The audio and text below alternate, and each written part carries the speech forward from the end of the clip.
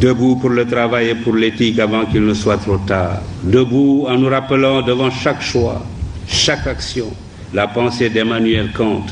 Demandons-nous chaque fois que nous sommes tentés d'avoir un comportement non éthique, ce que serait la vie si chacun faisait comme nous. Demandons-nous ce que serait une société de délateurs, de profiteurs, de voleurs, de corrupteurs et de corrompus, d'indisciplinés, d'insouciants, d'égoïstes, de fraudeurs. La liste est longue, mais la réponse est une, ce serait une société vouée à l'échec et peut-être à la déchéance et à la misère matérielle et intellectuelle. Alors, évitons de tels comportements.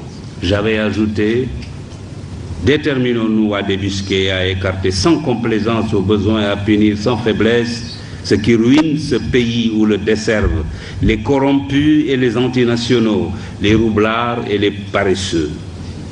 Cultivons l'honnêteté et le courage au travail, que chacun au poste où il est, du ministre au planton, du chef d'entreprise aux manœuvres, considère comme reposant sur ses seules épaules le destin de la nation. Inventons un système qui ne récompensera désormais que la compétence, le travail et la probité. La vérité est que, à cette époque, j'avais constaté que le Sénégal avait fait, depuis qu'il avait accédé à l'indépendance, ensemble avec l'ancien Soudan français, 2 faux départs. Le premier a été constitué par la rupture de la Fédération du Mali. Je regretterai cette rupture toute ma vie, surtout aujourd'hui, où chacun est convaincu que la principale erreur dans ce continent est d'avoir accepté de le diviser en micro-États, livrés face à nos maîtres d'hier, à la fatale loi de la division qui amoindrit et affaiblit ce qu'elle divise.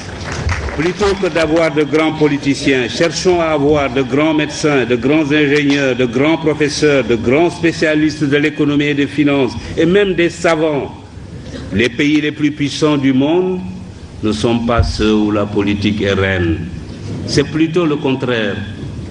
Les Marocains ne sont pas les seuls à se soucier de l'éducation, du travail et de l'éthique.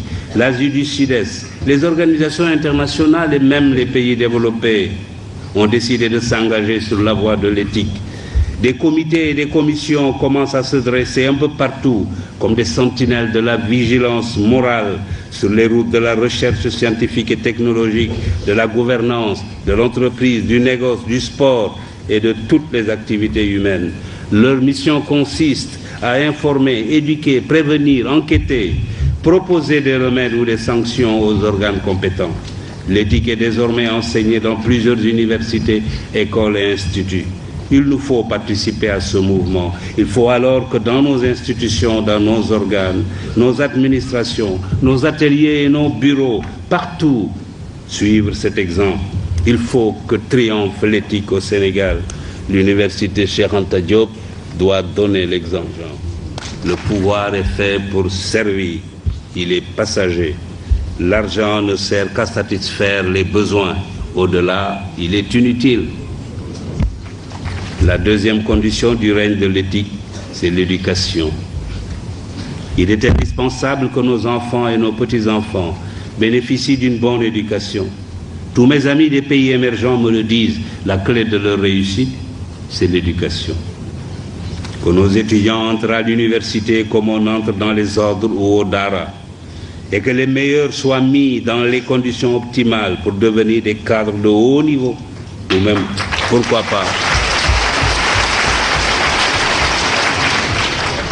pourquoi pas, comme je le disais tout à l'heure, des savants.